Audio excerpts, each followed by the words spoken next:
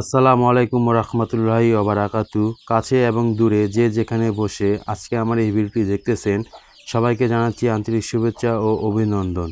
আজকে আলোচনার বিষয় হচ্ছে অজুর দোয়া সম্বন্ধে।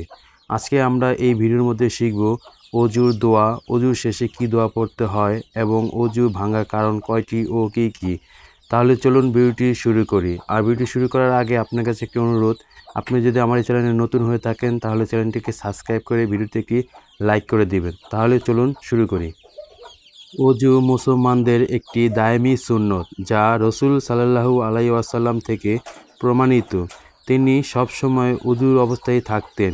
অজু শুধুমাত্র 5 ওয়াক্ত নামাজের জন্যই নয়, বরং রাসূল পাক সাল্লাল্লাহু আলাইহি ওয়াসাল্লাম সর্বদাই অজু অবস্থায় থাকতে পছন্দ করতেন, যা হাদিস দ্বারা প্রমাণিত। তাই রাসূল সাল্লাল্লাহু আলাইহি ওয়াসাল্লামের উম্মত হিসেবে আমাদের উচিত সবসময় অজু অবস্থায় থাকা। এখন আমরা জানব অজুর দোয়া। বিসমিল্লাহিল আলিউল আযীম, আলহামদুলিল্লাহিল আলাদিন ইসলাম, আল ইসলামি হাক, অল কুফরি বাতিনুল, আল ইসলামি নূরুল, অল কুফরি জুলমা। এই দোয়াটির বাংলা অর্থ হচ্ছে, মহান আল্লাহ তাআলার নামে আরম্ভ করছি, যিনি সর্বমহান, এবং যাবতীয় প্রশংসা আল্লাহর জন্য, কেননা তিনি আমাদেরকে ইসলামের উপর রেখেছেন। ইসলাম ধর্ম সত্য এবং কুফরি মিথ্যা।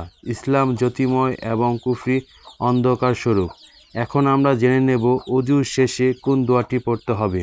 অজুর শেষে যে দোয়াটি পড়তে হবে, আশহাদু আল্লা ইলাহা ইল্লাল্লাহু ওয়া আশহাদু লা শারিকা লাহু ওয়া আশহাদু আন্না মুহাম্মাদ আবদুহু ওয়া রাসূলুহু। এই দোয়াটির বাংলা অর্থ হচ্ছে, আমি সাক্ষ্য দিচ্ছি আল্লাহ ছাড়া কোনো ইলাহ নাই, এবং আমি আরও সাক্ষ্য দিচ্ছি মুহাম্মদ সাল্লাল্লাহু আলাইহি ওয়াসাল্লাম আল্লাহর বান্দা ও রাসূল। হে আল্লাহ, আপনি আমাদেরকে তাওবাকারীদের অন্তর্ভুক্ত করুন এবং পবিত্রতাকারীদের ও অন্তর্ভুক্ত করুন। রাসূল পাক সাল্লাল্লাহু আলাইহি ওয়াসাল্লাম বলেন, তোমাদের মধ্যে কেউ যখন অজু করবে এবং অজুর শেষে এই দোয়াটি পড়বে, জান্নাতের 8টি দরজা তার জন্য খুলে দেওয়া হবে এবং সে যে কোনো একটি দরজা দিয়েই প্রবেশ করতে পারবে। মুসলিম হাদিস।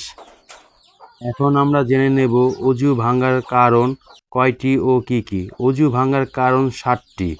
প্রথম একটি কারণ হচ্ছে পায়খানা বা প্রস্রাবের রাস্তা দিয়ে কোনো কিছু বাহির হওয়া।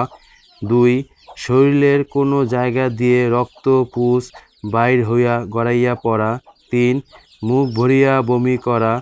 4, থুতুর সঙ্গে রক্ত বের হওয়া। 5, চিত বা কাত হইয়া হেলান দিয়া ঘুমানো। 6, পাগল মাতাল অচেতন হইলে। 7, নামাজের উচ্চস্বরে হাসিলে। ছোট একটি ভিডিওর মাধ্যমে আজকে আমরা জেনে নিলাম অজুর দোয়া, অজুর শেষে কি দোয়া পড়তে হয় এবং অজু ভাঙার কারণ কয়টি ও কী কী। ভুল ত্রুটি হলে আমাকে ক্ষমা দৃষ্টিতে দেখবেন। সবাই ভালো থাকবেন, সুস্থ থাকবেন। আগামীকাল আরেকটি ইসলামিক ভিডিও নিয়ে হাজির হব। আসসালামু আলাইকুম রহমতুল্লাহি ওয়া বারাকাতুহু।